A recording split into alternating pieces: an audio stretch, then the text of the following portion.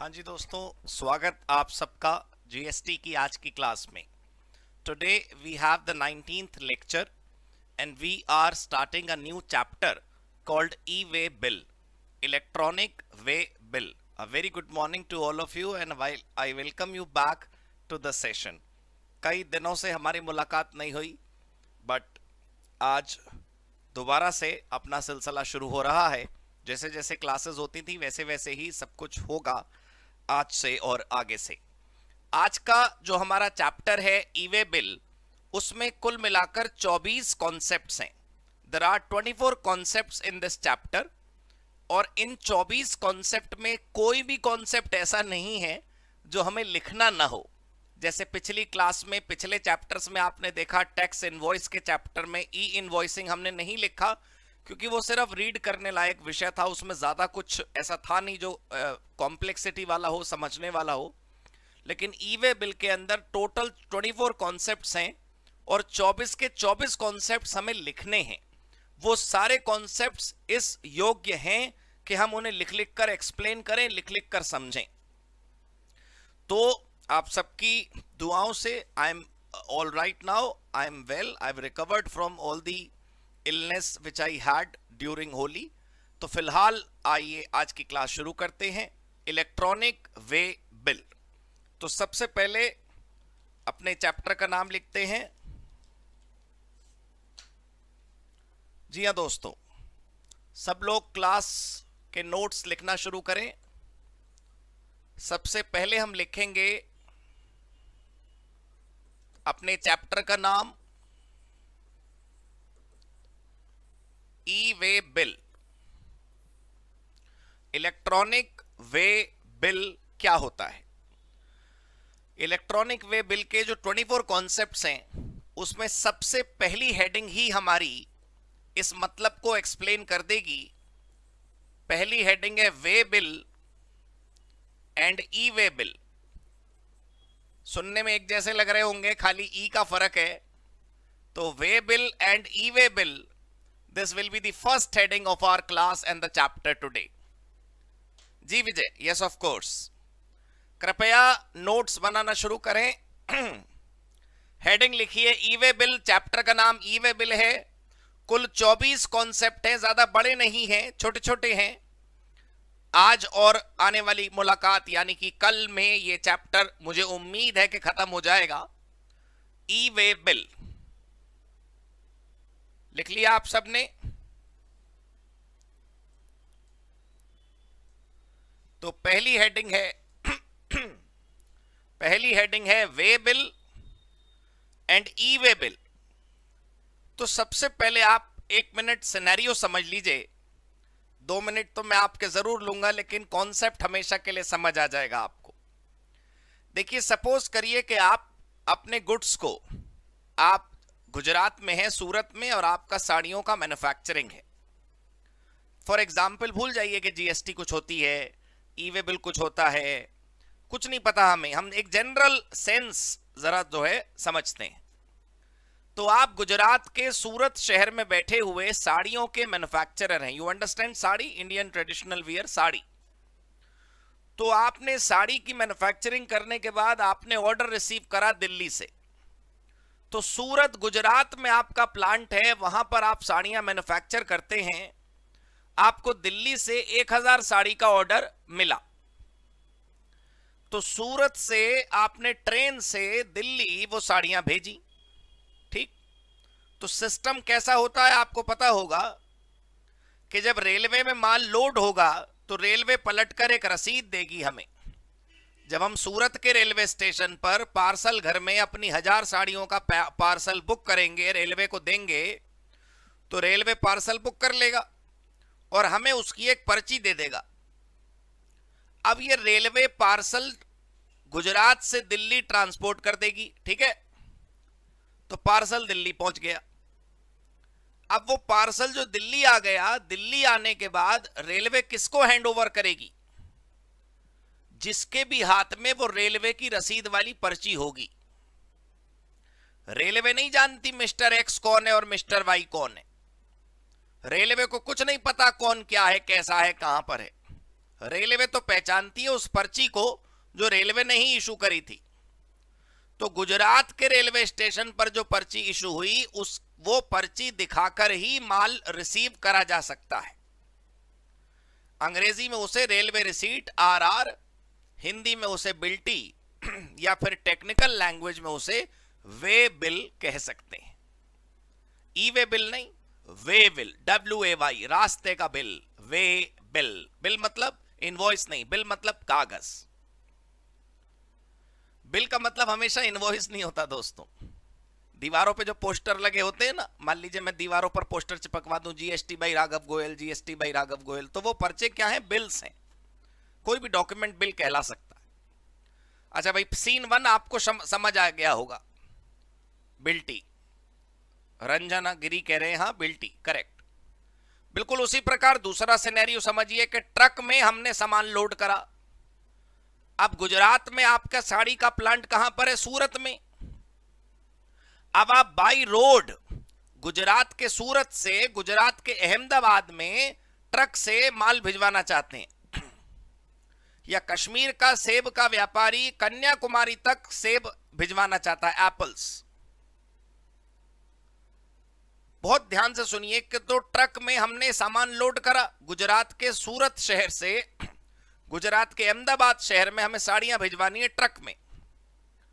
तो ट्रक में हमने माल लोड करा और माल लोड करके हमें क्या मिल गई? रसीद। अब ट्रक वाले से हमने कहा वहां जाके बेटा माल डिलीवर करा।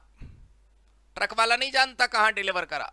ट्रक वाला उसे माल देगा जिसके पास ट्रक की रसीद होगी, डिलीवरी चालान की कॉपी होगी। वो बात अलग है। देखिए इनफॉर्मल मार्केट में तो हम ड्राइवर से कह देंगे बेटा हाँ वहां पे दे दियो जरा फैक्ट्री नंबर 440 में। ऐसे ही तो इनफॉर्मल है। कानूनन ये प्रक्रिया है, सिस्टमैटिक ये प्रोसेस है कि जो ट्रांसपोर्टर ने पर्ची दी हमें बुकिंग करने के बाद, हमने ट्रांसपोर्टर को पार्सल बुक कराया ना 1000 साड़ियों का कि भाई तू अहमदाबाद भिजवा दियो ट्रक से, तो अहमदाबाद में साड़ी उसी आदमी को हैंड ओवर होंगी जिसके पास वो पर्ची होगी।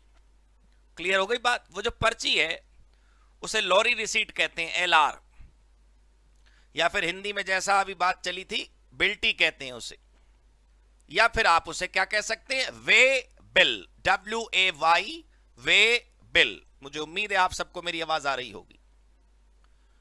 तो पहले आप सब जितने भी लोगों ने मेरी क्लास अभी शुरू से सुनी है बस वो पहले मुझे बताएं कि आपको वे बिल समझ आ गया? Way bill, WAY, way bill clear हुआ कि नहीं क्लियर हुआ? पहले वो बताओ आप लोग। What is way bill? Way bill is only a receipt, is only a receipt which is given by the transporter upon booking the parcel. It may be a roadways, it may be a railways, it may be a waterways, it may be airways, it may be even pipeline. बस pipeline में वो पर्ची नहीं issue होती क्योंकि वो तो free flow of material है। तो बधाई आप सबको भाई कि आपको ये वे बिल समझ आया। अगली लाइन बहुत कीमती है मेरे स्टेटमेंट की अगली लाइन सुनेंगे। अगला सेंटेंस बहुत इंपॉर्टेंट है दोस्तों, बिल्कुल कान खड़े कर लीजिए अपने। वे बिल और ई वे बिल में कोई संबंध नहीं है। वे बिल और ई वे बिल में कोई संबंध नहीं है। पता है क्यों? क्योंकि जो वे बिल है, बहुत अच्छे से समझने की कोशिश करें, it's a receipt generated by transporter, but e way bill is not a receipt generated by transporter upon booking of parcel. It is something different that I'll tell you what is it. मैं अभी आराम से detail में लिख कर बोल कर explain करूंगा आपको what is e-way bill. But there is no direct match between the way bill and the e-way bill. In simple words, we can say that when a way bill is generated electronically, it is called e-way bill. But yes, there are huge differences between these two documents. कृपया समझ आ गया आपको सबको? तो way bill पर ध्यान दें कृपया आप सब। Please focus on way bill first and then I will move on to E way bill. ठीक है, आरती जी पूछ रही है एक बार समझा दो। I have explained it. और तनिष्क कह रहे हैं बायर के पास वो पर्ची कैसे जाएगी? वो बाई पोस्ट चली जाती है, या फिर ऐसा होता है कि जैसे दिल्ली का कस्टमर सूरत गया था ना साड़ी खरीदने, तो वहीं सूरत से पार्सल बुक करा के फिर वो दिल्ली आता है, तो पर्ची साथ में ले आता है, वहां पर हैंड ओवर करने के लिए मुश्किल होगी। तो क्लियर हो गया भाई दोस्तों? आइए, way bill and E way bill. तो अगर आपको थोड़ा बहुत क्लियर ना हुआ हो तो आप लिखेंगे तो आपको आरती जी बिल्कुल क्लियर हो जाएगा, आप सबको समझ आ जाएगा। चलिए भाई, पॉइंट नंबर 1 लिखिए आप। वे bill is a document, way bill is a document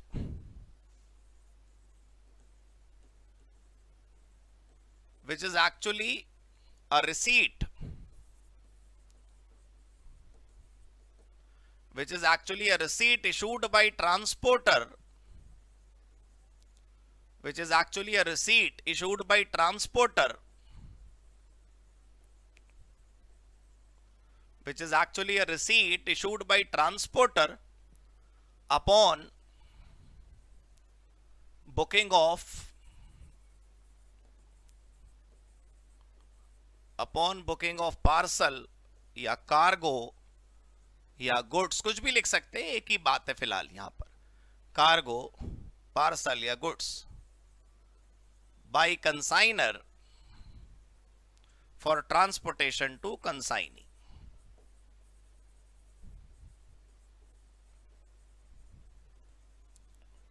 यहां पर कंसाइनर का मतलब कंसाइनमेंट वाला कंसाइनर नहीं, कंसाइनर मतलब सेंडर और कंसाइनी मतलब receiver. Goods by consignor for transportation to consignee. ठीक है भाई,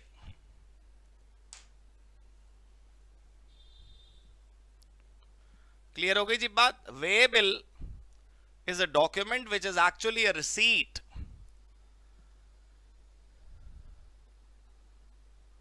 which is actually a receipt issued by transporter upon booking of parcel, cargo, goods by consignor for transportation to consign। Ranjana ji कह रही है 3 bill बनता है। हाँ, वो उसकी कॉपी है ना कि भाई एक सेलर पे रह जाएगी, एक ट्रांसपोर्टर के पास रह जाएगी और एक कस्टमर को दे देंगे, इसलिए ऐसा है। ये जो वे बिल है इसकी मल्टीपल कॉपीज बना दी जाती हैं। जैसे आपने रेलवे में वो बुकिंग करा सामान का, तो भाई एक कॉपी कंसाइनर के पास रह जाए, सेंडर के पास एक कॉपी रिसीवर को देने के लिए हो जाए और एक कॉपी आपके ट्रांसपोर्ट मोड जो है, मीडियम जो है उसके पास हो जाए। एसपीडी पूछ रहे हैं रेलवे में ई वे बिल बनता है? नहीं, ई वे बिल का तो कॉन्सेप्ट क्या होता है अपने ने शुरू ही नहीं करा अभी। रेलवे में भी ई वे बिल बनता है, बस ट्रेन वाला उसे कैरी नहीं करता। अभी एक अलग से हेडिंग आएगी मेरी हेडिंग की लिस्ट में, E way bill in case of railways. Railway के ट्रांसपोर्टेशन में भी ई वे बिल बनाना जरूरी है। गाड़ी का नंबर ऑब्वियसली उसमें नहीं होगा, लेकिन रेलवे का जो ट्रांसपोर्ट वाला है, जो ट्रेन चलाता है, उसको ई वे बिल अपने हाथ में कैरी करने की आवश्यकता नहीं है। बट वो देखेंगे, अभी तो ई वे बिल का मतलब ही नहीं पता हमें होता क्या है, भगवान जाने। तो फिलहाल वे bill is a document which is actually a receipt issued by transporter upon booking of parcel, cargo, goods by consignor for transportation to consignee। ठीक है, यहां पर सर्विस से कोई संबंध नहीं है, गुड्स ही ट्रांसपोर्ट हो रहे हैं। क्लियर? चलिए भाई, पॉइंट नंबर 2 लिखिए।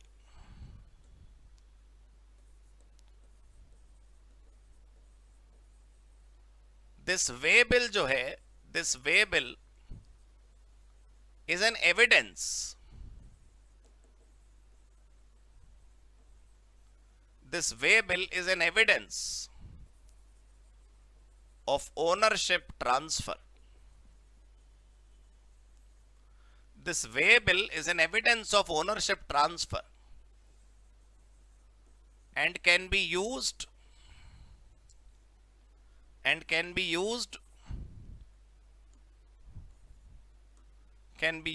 to prove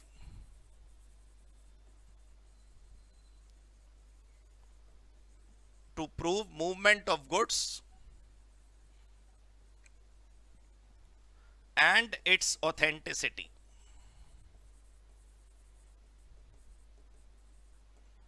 हाँ जी, क्या लिखा हमने? This way bill is an evidence of ownership transfer, क्योंकि भाई जिसके हाथ में पर्ची उसके हाथ में साड़ियां। हमारे एग्जाम्पल के मुताबिक जिसके हाथ में पर्ची उसके हाथ में गुड्स की ओनरशिप। भाई ट्रक वाला, ट्रेन वाला, वो तो पर्ची दिखा के सामान ले जाओ, आपने ड्राई क्लीन में कपड़े बुक कराए, उसने पर्ची बना के दे दी आपको, तो वो आपको थोड़ी जानता है, वो तो जो पर्ची दिखा देगा उसको गुड्स हैंड ओवर कर देगा। बस सिंपल है। वे बिल एक प्रकार का एविडेंस है ओनरशिप ट्रांसफर का।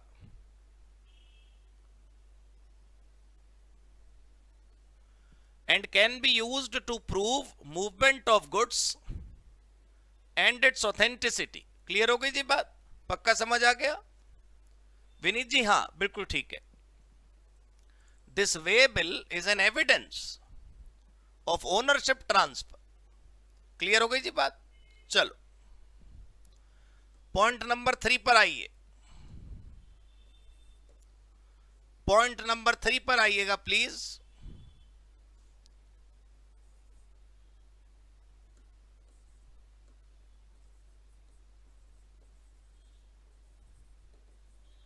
E-way bill is a document generated. E-way bill is a document generated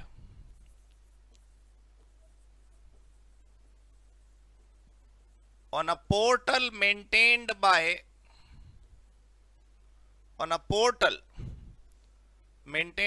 central government,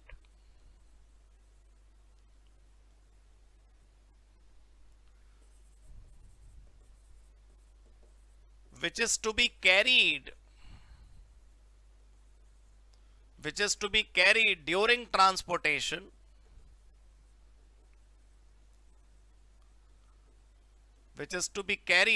during transportation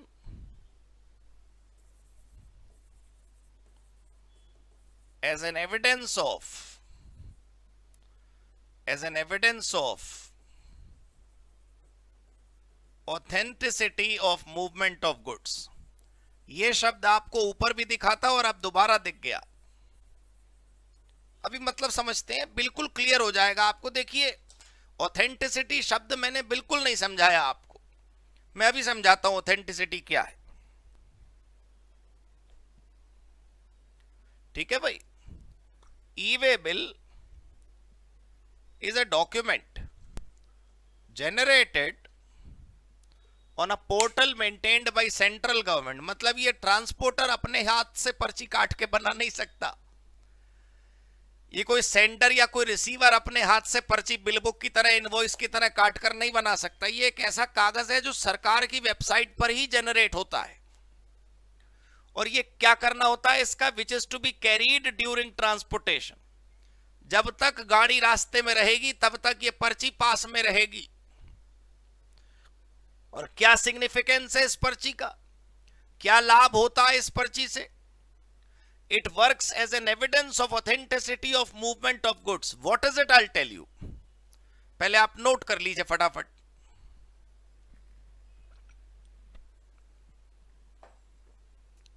हाँ जी दोस्तों, E way bill is a document generated on a portal maintained by central government which is to be carried during transportation as an evidence of authenticity of movement of goods। हाँ जी दोस्तों, अब ये क्या है मेरी बात जरा समझिए। देखिए 1 मिनट के लिए सब कुछ भूल जाइए जो आपने लिखा है, भाई की बात सुनिए बस। सर जब रास्ते में माल चल रहा होता है ट्रक्स के अंदर, तो आपने देखा होगा कि अक्सर पुलिस और प्रशासन उसे रास्ते में रोक लेता है। अच्छा खासा ट्रक चल रहा है। अनुपम आप मेरी बात सुनिए, कोई बात नहीं, नोट कर लीजिएगा। मैं आज की क्लास कल सुबह 9 बजे तक के लिए ओपन छोड़ दूंगा यूट्यूब पर।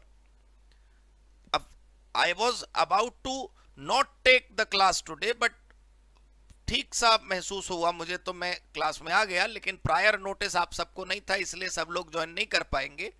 तो मैं छोड़ दूंगा यूट्यूब पर, आप लोग नोट कर लीजिएगा आज की क्लास। तो फिलहाल मेरी बात सुनिए आप। कोई अजय भाई पहले मेरी बात सुनो। हाँ बिल्कुल, पहले मेरी लाइन सुने। अब क्या है कि आपने देखा होगा ट्रक रास्ते में सड़क पे चल रहा है, तो आपने कभी कभी देखा होगा वो पुलिस या कोई अथॉरिटी उसको ऐसे इशारा करके ट्रक साइड में लगा, भाई इधर आ जा, ठीक है इधर रुक जा। तो बेचारा मासूम ट्रक वाला उधर रुक जाता है। पता चला 4-4 घंटे तक उसकी वेरिफिकेशन ही चल रही है, नो एंट्री हो गई तो ट्रक जो है वो एक रास्ते में रुका पड़ा है।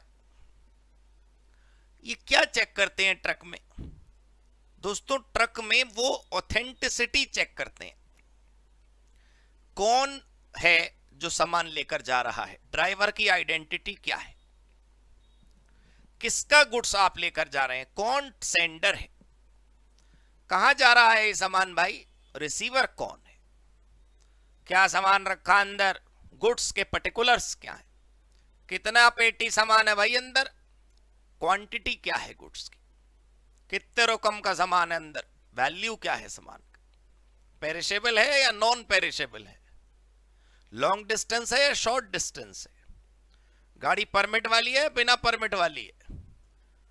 इससे ये पता लगता है कि कहीं ये सामान चोरी का तो नहीं है, कहीं इस सामान में कोई टेररिस्ट एक्टिविटी को सपोर्ट करने वाला प्रोडक्ट तो नहीं है, कुछ ऐसा तो नहीं है जो लॉ एंड ऑर्डर को डिस्टर्ब कर सकता है शहर के अंदर। तो इसलिए वो ट्रक चेक होता है। देखिए समय लगता है, हर चैप्टर की पहली क्लास में मैं कई बार बता चुका, बिल्कुल पेशेंस से धैर्य से सुनिए मेरी बात, युगों युगों तक आपके मन में मेरी बातें बस जाएंगी अगर आप मन से सुनेंगे तो। कंप्लीशन की चिंता में जो चैप्टर है वो ही नहीं समझ आएगा तो फायदा क्या। किसी जमाने में दोस्तों, आपको यकीन हो ना हो ये सच है, हमने इन्हीं आंखों से देखी है, चेक पोस्ट हुआ करती थी। क्या होती थी? Check post. Uttar Pradesh border से थोड़ा पहले चेक पोस्ट। तो क्या करा जाता था, हर ट्रक पहले उस चेक पोस्ट के अंदर आता था और वहां लाइनें लगती थी साहब, बड़ी बड़ी चेक पोस्ट की। और फिर उस चेक पोस्ट पे हर ट्रक, मैक्सिमम हर ट्रक की जांच होती थी। उस जमाने में वैल्यू एडेड टैक्स होता था, वैट होता था, सीएसटी होता था, सेंट्रल सेल्स टैक्स होता था। तो सोचिए चेक पोस्ट पर कितना टाइम वेस्ट होता होगा उन ट्रक्स का, और कितने दिनों तक उन मासूम ट्रक वालों को वहीं ट्रक में रुके रुके ही जिंदगी काटनी पड़ती होगी। वो सिस्टम आज नहीं रहा देश भर में। अब क्या सिस्टम है भाई? अब आप गुड्स लोड होने पर, गाड़ी में गुड्स लोड होने पर वेबसाइट पे जाइए एक, और एक फार्म होता है EWB 01, अभी नोट करेंगे, आपको नोट करने की जरूरत नहीं। EWB 01, उसमें पूरी की पूरी डिटेल जो है वहां पर भरिए आराम से, पूरी की पूरी डिटेल। पूरी पूरी की डिटेल मतलब sender, receiver, goods, particulars, quantity, quality, value और ट्रांसपोर्ट। दो टुकड़े होते हैं फॉर्म के, एक में ट्रांसपोर्टर की डिटेल मतलब ट्रांसपोर्ट के पर्टिकुलर्स, और एक में गुड्स के पर्टिकुलर्स, सेंडर रिसीवर के पर्टिकुलर। यूं समझ लीजिए कि पार्ट बी में ट्रांसपोर्ट की जानकारी और पार्ट ए में बाकी सारी जानकारी। तो जैसे ये जानकारी हम उस वेबसाइट पे भर देते हैं, बटन दबाना होता है एंटर, तो बस ऐसे करेगा बढ़िया सा पर्चा प्रिंट आउट में निकलता है। वो जो पर्चा है दोस्तों, उस पे QR कोड भी होता है, डिटेल जो हमने एंटर करी है वो भी होती है। बस वो पर्चा फ्री में जनरेट हो जाता है, सरकार मासूम बेचारी कोई पैसे नहीं लेती। उस पर्चे को जो है वो आप उस ट्रक वाले को दे दीजिए, लॉरी वाले को, गाड़ी वाले को, कि बेटा तू ये पर्ची साथ रखियो। तो उससे क्या होगा, कहीं पर किसी जगह अगर उस गाड़ी को रोक लिया गया और अधिकारी ने उससे पूछा हाँ भाई कहां जा रहा है, तो वो अपने शब्दों से जवाब देने की जगह वो पर्ची आगे कर दे, ये सर ये रहा डॉक्यूमेंट। तो वो जो डॉक्यूमेंट है, उस डॉक्यूमेंट से सारी की सारी जानकारी जो है वो मैच हो जाएगी, ई वे बिल, सेंडर, रिसीवर, सब कुछ। अच्छा, अब वो जो डॉक्यूमेंट है वो नकली भी तो बन सकता है। मैं नाम नहीं लेना चाहता, लेकिन भारत के बड़े बड़े जो डॉक्यूमेंट हैं, आइडेंटिटी नंबर जो है, उनकी नकल हो जाती है देश में। ये तो कागज है, प्रिंट आउट, छोटा सा कलरफुल। तो उसके लिए एक मशीन होती है दोस्तों अधिकारियों के पास, तो उससे वो स्कैन कर लेते हैं उस डॉक्यूमेंट को, जिससे पता चल जाता है कि वो जो डॉक्यूमेंट है वो जेन्युइन है या इनजेन्युइन है। क्योंकि भाई हर डॉक्यूमेंट जो वहां वेबसाइट से जनरेट करते हैं हम, उस पर नंबर होता है ना।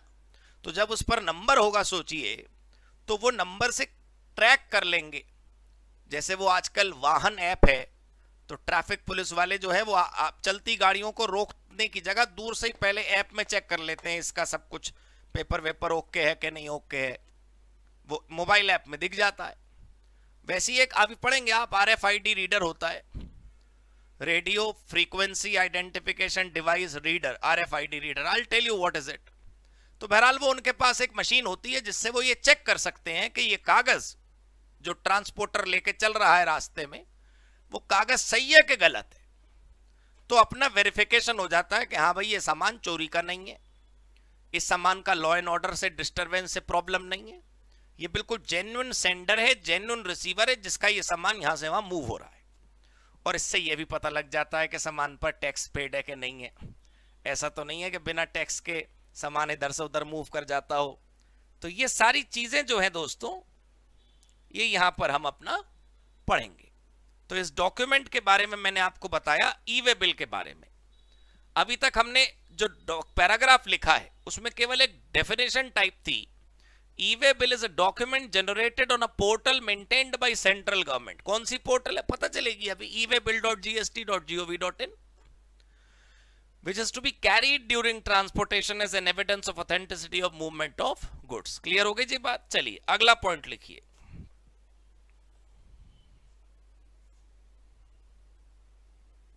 ठीक समझ आ गया। चलो point number 4। So e-way bill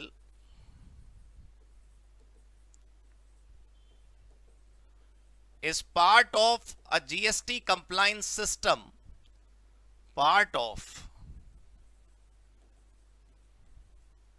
GST compliance system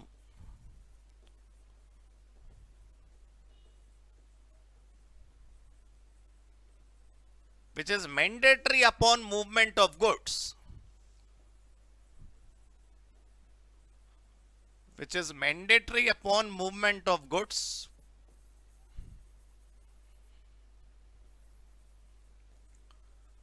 beyond a particular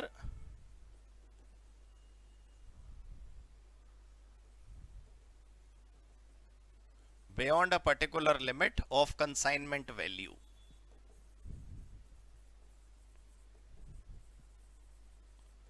Beyond a particular limit of consignment value।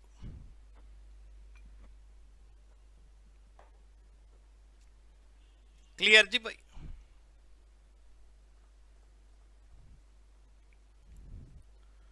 तो ई-वे बिल जीएसटी कंप्लायंस का एक सिस्टम है जिसने हमसे ये कहा है कि जब भी गुड्स का मूवमेंट होगा, एक पर्टिकुलर अमाउंट, हमें नहीं पता 50,000, हमें क्या पता, वो तो आगे पता चलेगा, उस एक लिमिट को क्रॉस करने पर हमें ये डॉक्यूमेंट जनरेट करना ही पड़ेगा। और बहुत आसान शब्दों में मैंने आपको ये सब कुछ समझाया था कि ई-वे बिल कैसे जनरेट होता है। ठीक है भाई, क्लियर हो गई जी बात, पक्का। चलिए राइट, अगली हेडिंग 24 कॉन्सेप्ट्स जो टोटल हैं उसमें हमारी अब दूसरी हेडिंग है इंपॉर्टेंस ऑफ ई-वे बिल।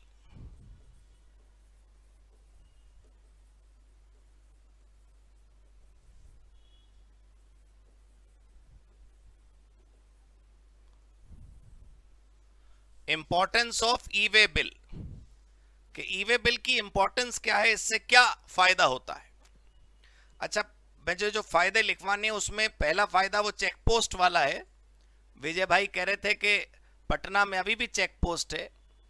हर राज्य में जो भी आज की डेट में चेक पोस्ट हैं वो अपने मन से राज्य सरकारों ने अलग अलग इलाकों में बना रखी हैं, जहां पर भी उनको ऐसा शक है कि मूवमेंट में टैक्स एवेजन हो सकता है। टैक्स, ये जो चेक पोस्ट का सिस्टम है, it was a compulsory system wait long time back. तो अब कोई राज्य सरकार अपने कानूनों में क्या बदलाव करके क्या सिस्टम अपना लेती है वो एक उनका निजी मसला है, लेकिन सेंट्रल सिनेरियो में देखें तो अब चेक पोस्ट का सिस्टम विजय भाई खत्म है। तो आइए इंपॉर्टेंस ऑफ ई-वे बिल क्या होती है। सबसे पहले, e-way bill has resulted in abolishment of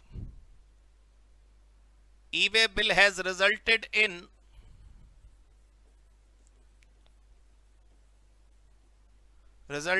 abolishment of, खत्म कर दिया गया है. क्या खत्म कर दिया गया? e-way bill has resulted in abolishment of check post system. check post system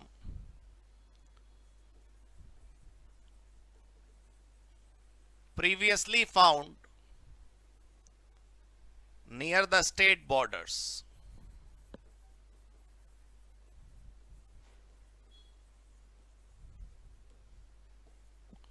Previously found near the state borders.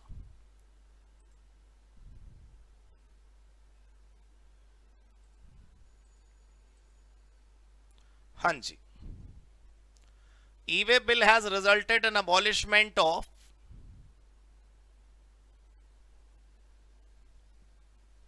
e-way bill has resulted in abolishment of check post system previously found near the state borders. ठीक है भाई, clear हो गया point. चलिए दूसरा point लिखते हैं. It has resulted in the faster movement.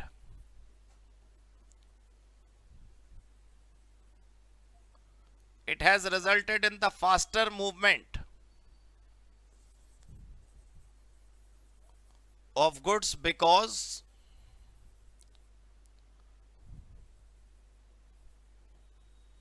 verification can be done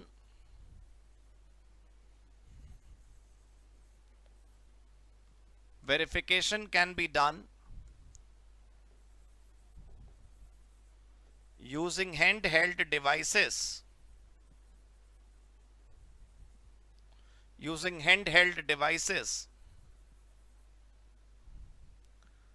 with the help of technology.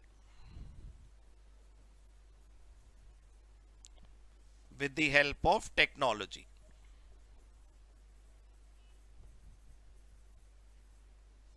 With the help of technology.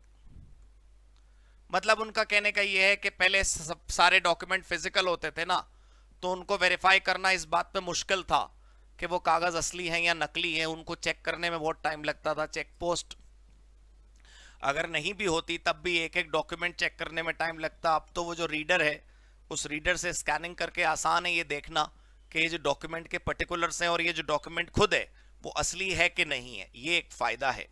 तो इससे फास्टर मूवमेंट हमारा हो जाता है. राइट. थर्ड पॉइंट लिखिए. It has improved turn around time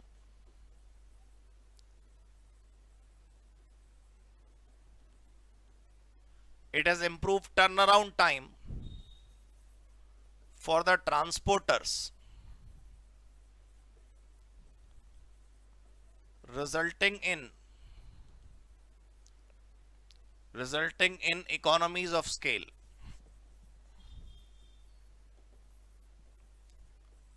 Economies of scale for them. अब ये तो एक ऐसा पॉइंट है कि जो स्पेसिफिकली ट्रांसपोर्टेशन की तरह है, मतलब ट्रांसपोर्टेशन वालों के लिए है कि भाई उनका थोड़ा बिजनेस जो है वो अच्छा रहेगा. उनको ज्यादा सरदर्दी सरकार नहीं दे रही. भाई अगर उनको टाइम ज्यादा लगेगा ट्रांसपोर्टेशन में तो उनकी प्रोडक्टिविटी, उनका वो जो भी आरओआई होता है वो कम आएगा. तो इसलिए उनका टर्न अराउंड टाइम इंप्रूव हो गया. जो डिलीवरी टाइम में जो प्रोडक्टिव टाइम है वो बढ़ गया. अच्छा, क्या प्रियंका जी पूछ रही हैं क्या क्यूआर कोड जैसे स्कैन करते हैं? बिल्कुल वैसे ही. क्यूआर कोड का स्कैनिंग, बार कोड का स्कैनिंग सब है तो वही ना. वो रीडर ऊपर ऐसे मशीन जाता है, वो पूरे बार उसको रीड कर लेता है ई-वे बिल को.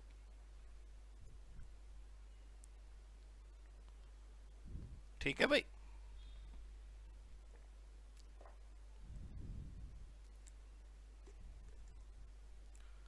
एसपीडी बहुत बढ़िया सवाल पूछते हैं. जीटीए के पास क्यों होगा? उसके पास होगा ना, कमिश्नर के पास. उसको रीड करना है. क्लियर हो गई जी बात? तो ये जो इंपॉर्टेंस ऑफ ई-वे बिल है वो खत्म हो गया. अब हम पढ़ेंगे point number 3, heading number 3, who can generate e way bill. E way bill कौन जनरेट कर सकता है?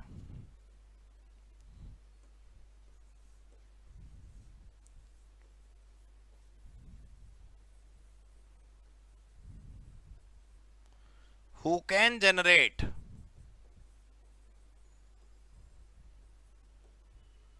E way bill. देखिए यहां पर यह नहीं पूछा जा रहा है कि कौन जनरेट करता है।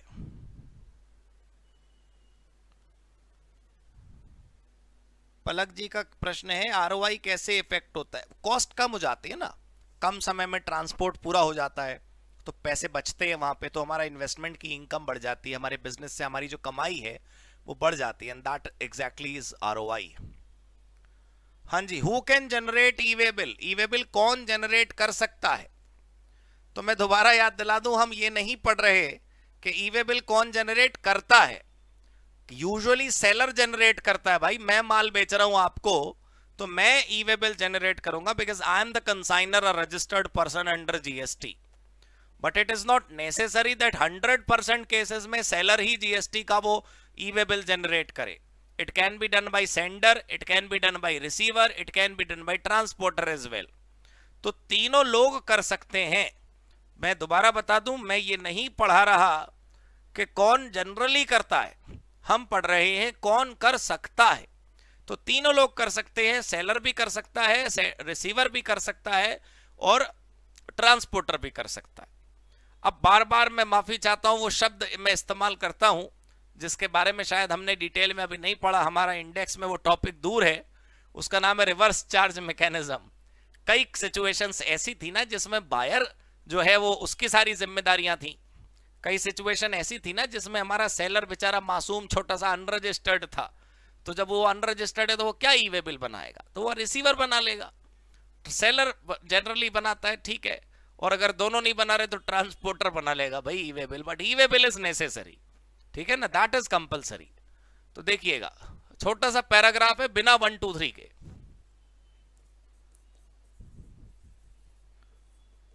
E way bill can be generated, e way bill can be generated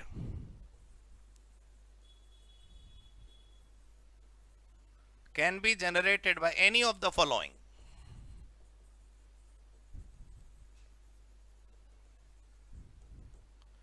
E-way bill can be generated by any of the following: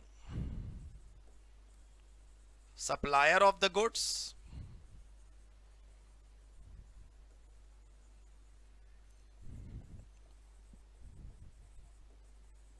receiver of the goods,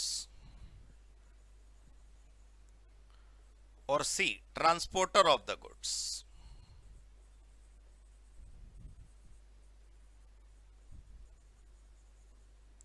तीनों में से कोई भी बना सकता है।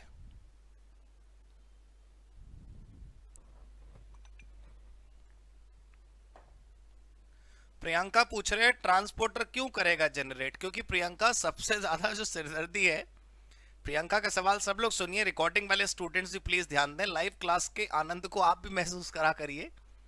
Priyanka is asking why the transporter should take all this trouble of creating a document called e-way bill, because the सबसे ज्यादा समस्या will happen to him only।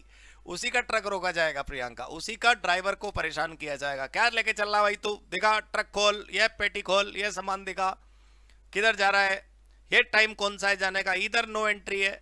So he himself is in need of such a document। So वो seller और receiver दोनों नहीं बना रहे तब भी उसको चाहिए।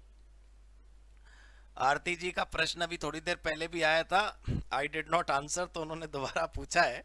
मैं आप सब जितने भी लोगों का एग्जाम नियरेस्ट डेट पर है इन जून, तो मैं उन सब के लिए मैंने बहुत बढ़िया, मैंने आप सबसे कहा था, I have brought a very good plan of action for all of you people.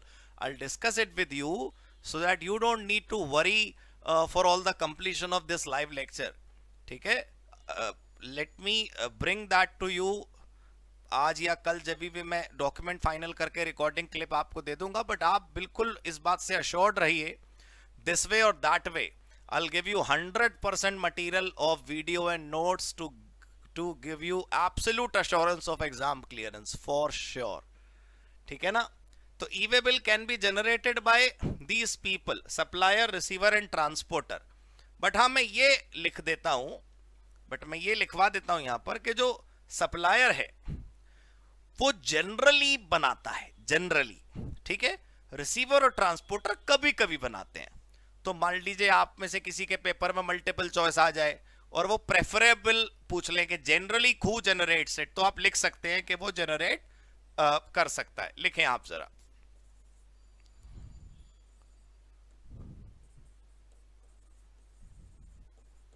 E-way bill is generally generated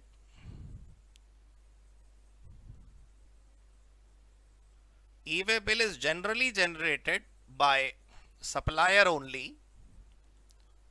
अगला जो क्वेश्चन है आप लोग का, हाँ प्रियंका आपका भी, तो इससे आंसर हो सकता है e-way bill is generally generated by supplier only, but if it is not generated by supplier, it is not generated by supplier, comma, receiver can do the same, full stop. However, if both supplier and receiver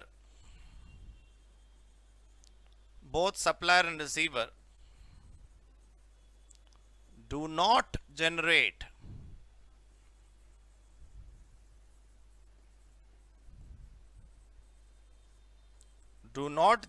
e-way bill, दोनों ही नहीं बनाते मान लो e way bill, comma, transporter can इसलिए लिख रहा हूं क्योंकि बताता हूं, transporter can generate e-way bill. वो क्या है ना भाई, देखो मैं एक मिनट बोल दूं फिर लिख लेना। वो क्या है ना कि सप्लायर ने इसलिए नहीं बनाया होगा कि उस पर अप्लीकेबल नहीं होगा, अभी हम लिस्ट पढ़ेंगे किस पर अप्लीकेबल है। रिसीवर ने भी सपोज करो इसीलिए नहीं बनाया कि उस पर अप्लीकेबल नहीं है।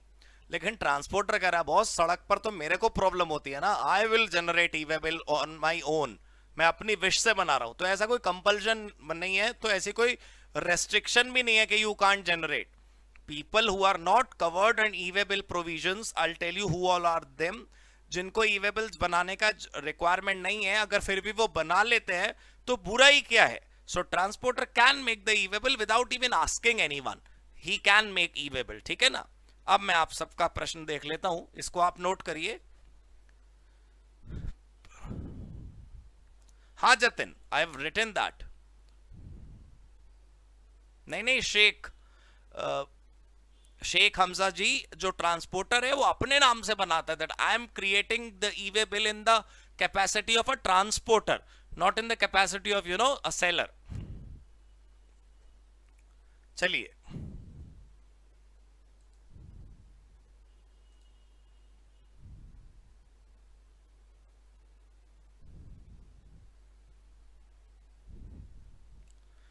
एसपीडी कह रहे हैं टैक्सेबल और नॉन टैक्सेबल गुड्स दोनों पर ई-वे बिल बनेगा। नहीं, बिल्कुल नहीं आंसर करूंगा मैं इस प्रश्न का, मेरी लिस्ट में टॉपिक जब आएगा तभी बताऊंगा मैं। तो एमसीक्यू का आंसर सप्लायर हुआ, यस यस यस बिल्कुल ठीक है। तो आंसर हो गया हमारा, हेडिंग नंबर 3 खत्म हो गया। 24 हेडिंग में से 3 हेडिंग पूरी हुई, 21 हेडिंग अभी बची हैं। मैं आपको मीटर इसलिए गिना रहा हूं कि आपको पता रहे कि हम अपनी सफलता की सीढ़ियों पर आगे बढ़ रहे हैं, ठीक है। चलिए, I hope you have written this. फटाफट यस टाइप कर दो दोस्तों।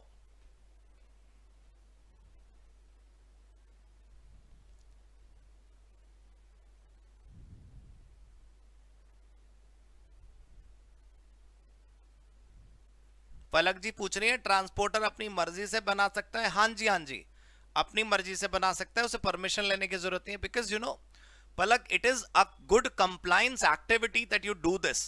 आपने कभी नेगोशिएबल इंस्ट्रूमेंट देखा है? क्रॉस पे, चेक पे क्रॉसिंग होती है ऐसे 2 तिरछी रेखाएं। So if you don't make the crossing, the bank can make the crossing, it's good. तो anything that is good, anyone can do that. Very nice, very nice, very nice. Ajay भाई कह रहे हैं ये 24 कॉन्सेप्ट कर लें तो बुक देख, क्यों बुक देखनी नहीं है भाई, सिर्फ और सिर्फ राघव भाई का क्लास देखना है। मैंने अगर आपको बोला कि भाई ये 4 कॉन्सेप्ट इधर से पढ़ लेना, थोड़ा अपने नोट्स में नहीं है तो एक अलग बात है, बाकी अभी तक कुछ ऐसा नहीं हुआ जो अपने नोट्स में नहीं है, everything is covered. India guide कह रहे हैं ई वे बिल का सेक्शन नंबर, अब आप नंबर याद करना चाहते हो तो 2 चीजें हैं, एक है सेक्शन नंबर 68 ई वे बिल का, सेक्शन नंबर 68 और रूल नंबर है 138। अगर आप याद करना चाहते हो तो सेक्शन नंबर 68, रूल नंबर है 138, but that's not needed, no. ठीक है, जीएसटी टाइमिंग नहीं 9:30 नहीं 9:15 से आई स्टार्ट। मैं आज लेट आया था, वैसे 9:15 ही रखेंगे टाइम। चलिए भाई, ये क्लियर हो गया। तो नेक्स्ट हेडिंग लिखते हैं अपन, 4th heading, registration requirement of person generating e way bill. registration requirement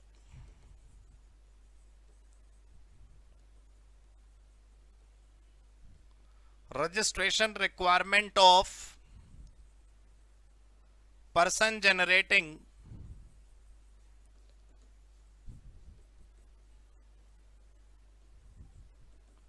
e-way bill, registration requirement of person generating e way bill. क्या कह रहे हैं जतिन, एक शॉर्ट वीडियो बनाओ vision, mission, goal and objective पर।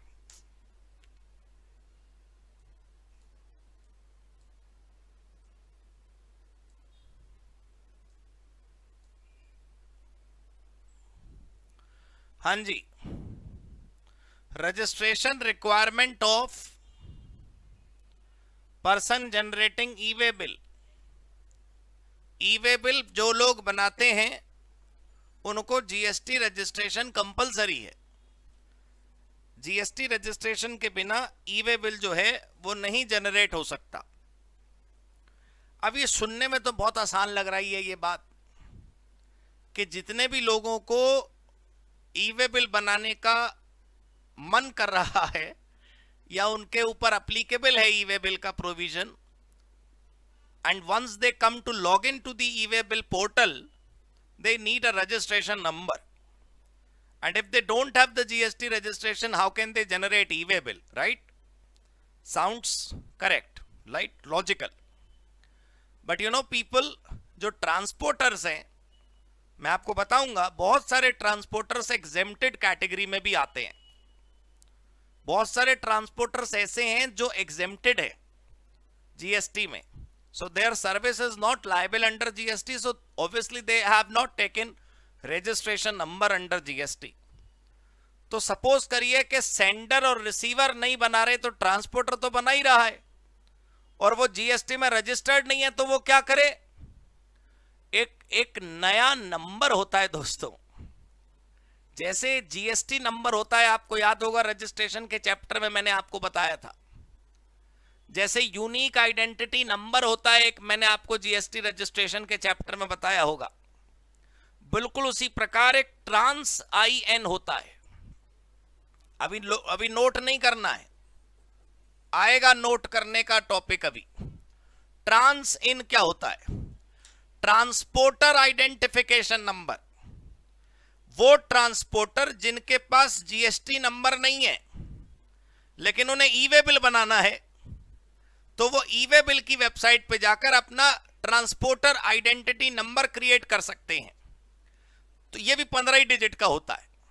तो जहां पर जीएसटी नंबर पड़ता वहां जीएसटी नंबर डालने की जगह वो लोग ये वाला नंबर पुट कर देते हैं वेबसाइट पर ई वे बिल बनाने की जगह।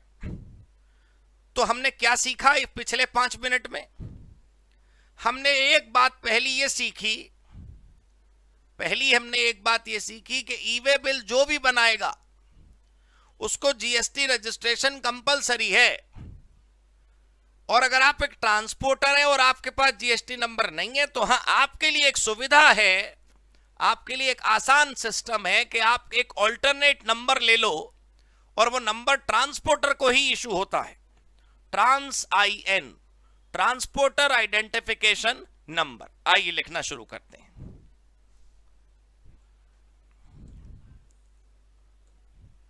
Point number 1,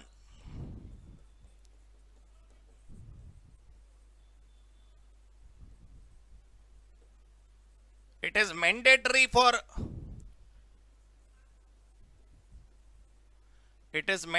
for generation of e-way bill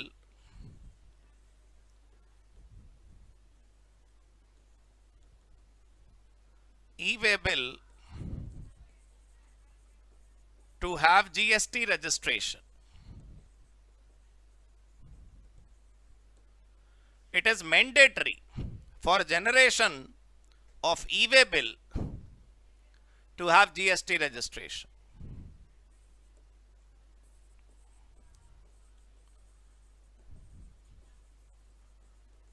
GST registration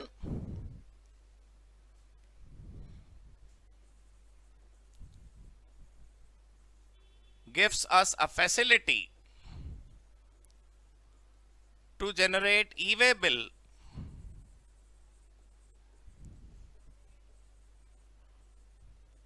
either as a supplier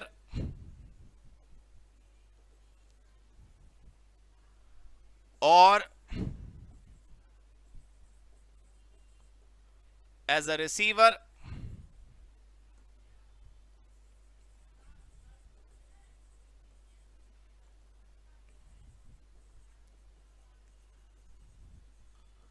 और एज अ ट्रांसपोर्टर। ध्यान से देखिए आप, GST registration gives us a facility to generate e-way bill either as a supplier और as a receiver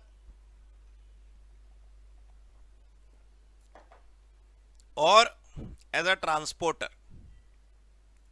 तो जैसे अगर supplier registered नहीं है तो रिसीवर बना देगा, रिसीवर भी रजिस्टर्ड नहीं है तो ट्रांसपोर्टर बना देगा, लेकिन अगर ट्रांसपोर्टर भी रजिस्टर्ड नहीं है तो फिर क्या करें, वो जरा हमें यहां पर अभी देखना है। ठीक है, ये क्लियर हो गया। पॉइंट नंबर 3 देखिए आप। Point number 3,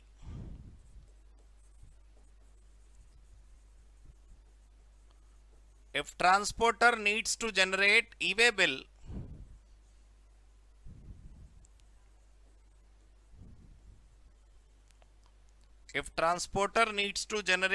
bill but he does not have GST registration,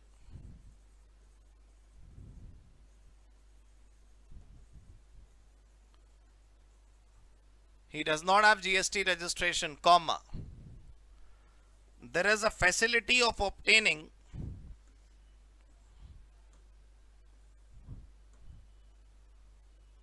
there is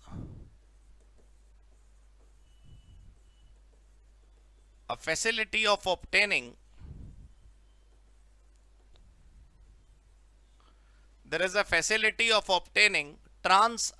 obtaining an alternate registration number,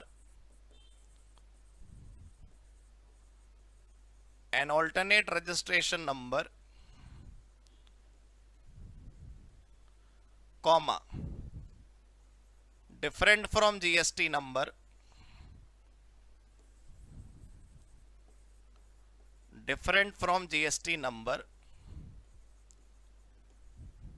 comma, which is exclusively available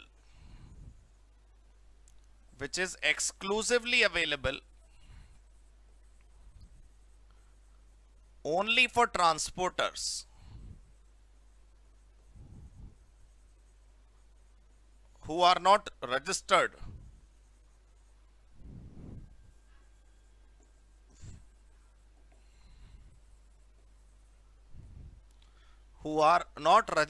comma, such alternate number is called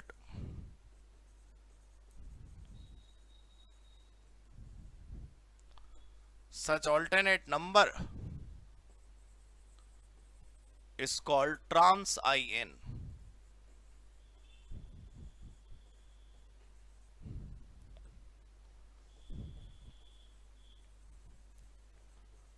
transporter identification number, transporter identification number.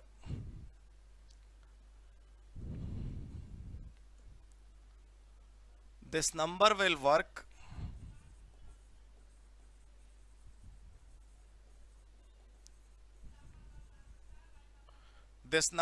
work exactly.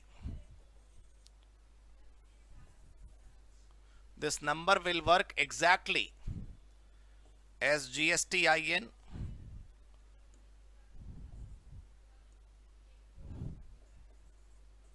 and can be used to generate e-way bill.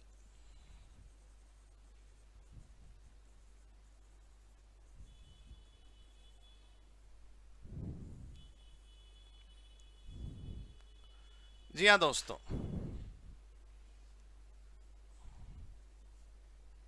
Yes people,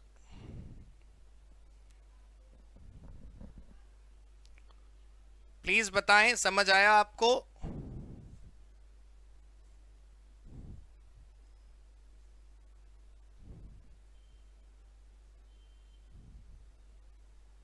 Nikhil कह रहे हैं आज law audit होगी। Audit is there in MWF only, कल होगी 12:30 to 2 और आज हाँ कॉन्ट्रैक्ट है। हार्दिक भाई पूछ रहे हैं क्लास कब तक होगी? बस इस हेडिंग तक होगी आज क्लास, 1-2 पॉइंट और है।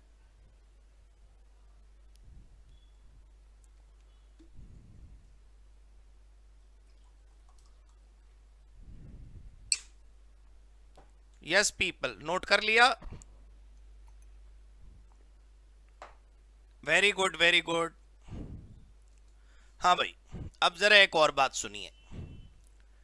अब एक और सुविधा ऐसी है जो ट्रांसपोर्टर्स के लिए है। अभी तो हमने देखा कि जो ट्रांसपोर्टर जीएसटी में रजिस्टर्ड नहीं है उनके लिए एक ऑल्टरनेट नंबर पैदा करा गया, ट्रांस IN। ठीक है, जो ट्रांसपोर्टर जीएसटी में रजिस्टर्ड होंगे उनके पास तो जीएसटी IN होगा ही होगा, उनके लिए तो जीएसटी आइडेंटिफिकेशन नंबर होगा ही होगा। पहले आप इन 2 लाइनों को अच्छे से सुनकर अपने मन में या टाइप करके हां कर दीजिए, तब मैं तीसरी लाइन बोलूंगा। जिन ट्रांसपोर्टर के पास जीएसटी रजिस्ट्रेशन नंबर है उनके पास तो जीएसटी नंबर है, उससे वो ई-वे बिल बना लेंगे, ठीक है। और जिनके पास जीएसटी नंबर नहीं है वो ट्रांस IN नाम का ऑल्टरनेट नंबर ले लेंगे और उससे ई-वे बिल बना देंगे। पहले आप मुझे बताइए कि ये 2 लाइनें आपको समझ आ रही है कि नहीं समझ आ रही?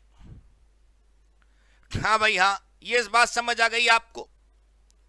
अब आप तीसरी लाइन सुनिए, बिल्कुल क्लियर हो जाएगा सारा मामला।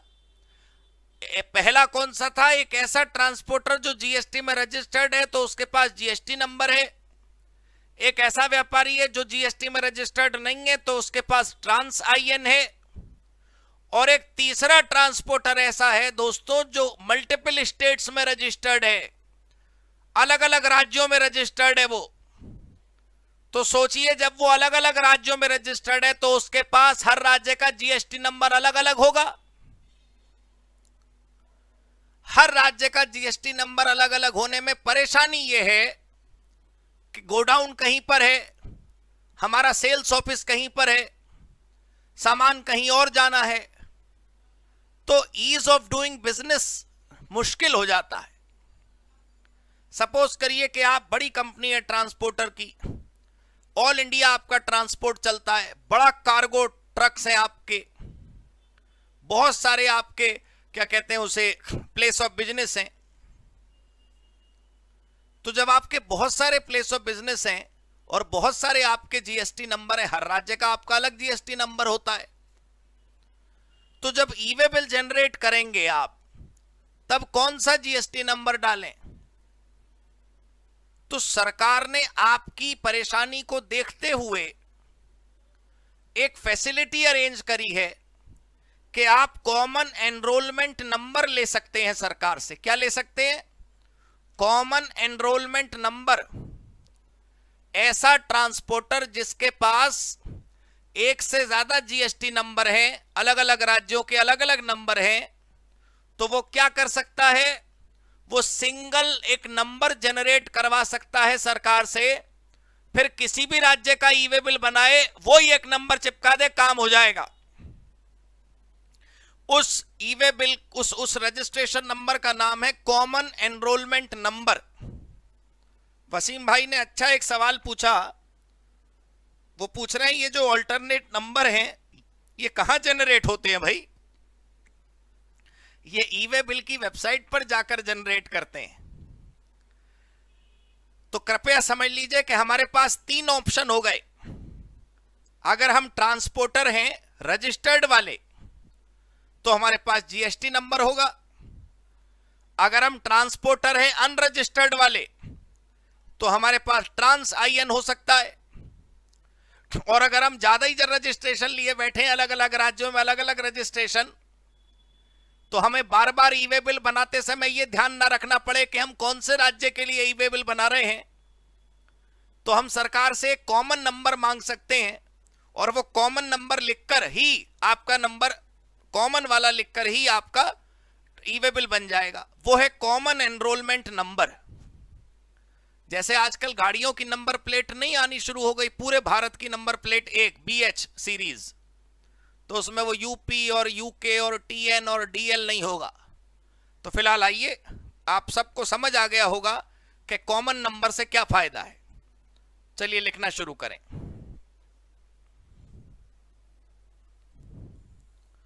Point number 4,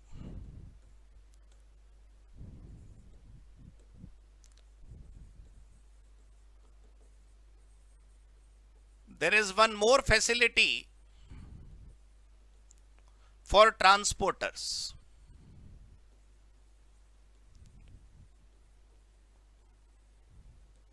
There is one more facility for transporters.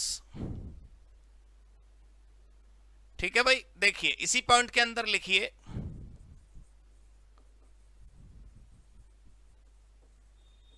if a transporter has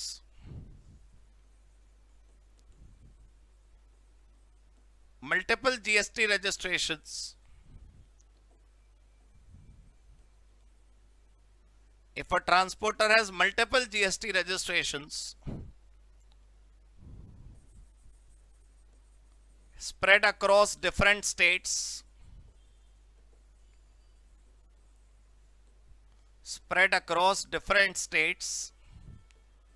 comma, such transporter may face a difficulty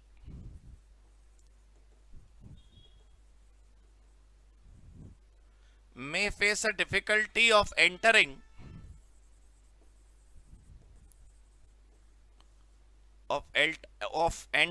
relevant GST number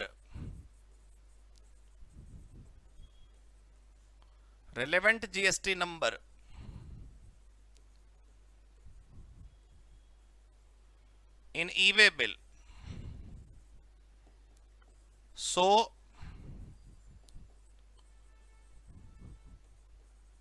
such transporter is allowed to obtain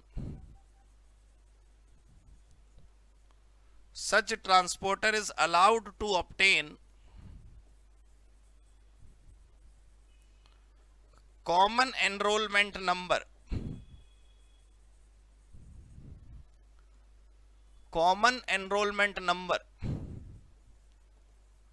which can be used to generate e-way bill for all his GST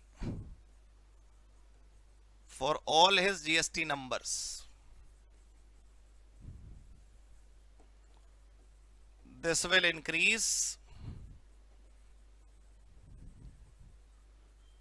ease of operations for such transporters. This will increase ease of operations.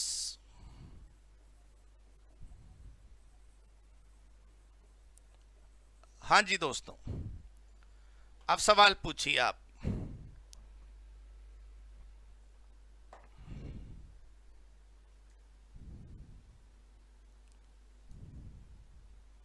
पलक कह रहे हैं जब transporter bill बनाएगा तो business में क्या transport, transporter अपनी service का वो बनाएगा ना इनवॉइस। एसपीडी साहब समझ आ गया तीनों आपको? ज्ञान भी पूछ रहे हैं ट्रांसपोर्टर कौन सा बिजनेस दिखा के जीएसटी नंबर लेता होगा? ट्रांसपोर्ट भी तो बिजनेस ही है एक। ट्रांसपोर्ट एक सर्विस नहीं है उसका? आप ट्रांसपोर्ट एक सर्विस देते हो, उसका चार्ज लेते हो।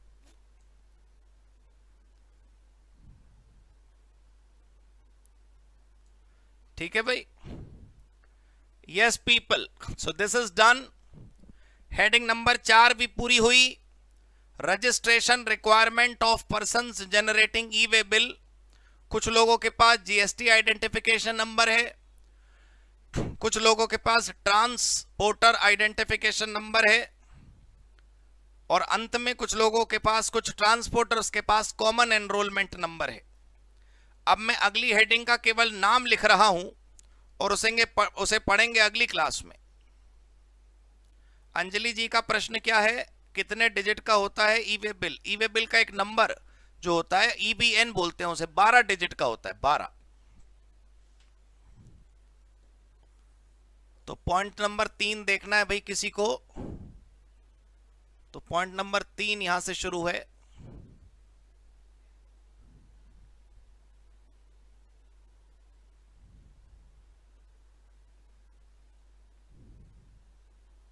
तनिष आपका सवाल क्लियर हो जाएगा, एक चैप्टर आ रहा है वैल्यू ऑफ सप्लाई। ठीक है भाई? पॉइंट 3 यहां से शुरू हुआ और यहां तक है। फोटो वोटो खींच लीजिए आप, किसी का रह गया हो तो। और वैसे ये वाली क्लास तो यूट्यूब पर रहेगी कल सुबह 9 बजे तक। चलिए हेडिंग नंबर 5 नोट करते हैं। When E way bill is required. यहां पर वो 50,000 वाला ना रूल दिखेगा आपको। When E way bill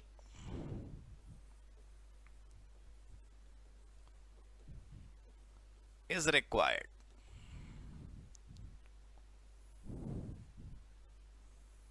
When e-way bill is required.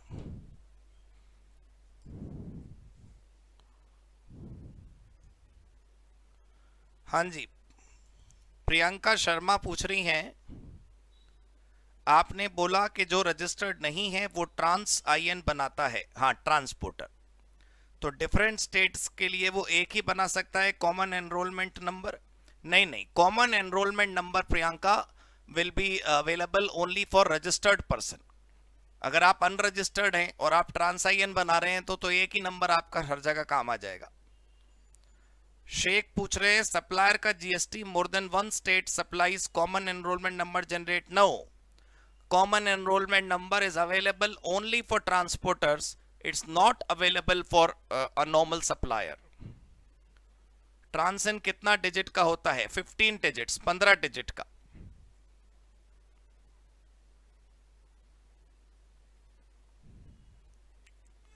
CEN और ट्रांसन सिर्फ ई-वे बिल बनाने के काम आता है। हाँ, कोई और काम नहीं कर सकते सौरभ भाई इससे। जब सेलर के पास मल्टीपल रजिस्ट्रेशन नंबर हो तो वो क्या करते हैं? हर राज्य का ई-वे बिल अलग रजिस्ट्रेशन नंबर से बनाते हैं। All right Pradeep, we'll let you know. जी Palak, the doubt session will take place today. We have decided to take doubts from 7:30 p.m. to 8:30 p.m. every evening. उसका नंबर आप हमारा टीम से पूछ सकते हैं। 7:30 to 8:30 I'll be available for doubts, but I request you all to first send a WhatsApp voice message because we can solve it that way. If not possible, then I'll give you a call back. Thank you so much. God bless you. Goodbye.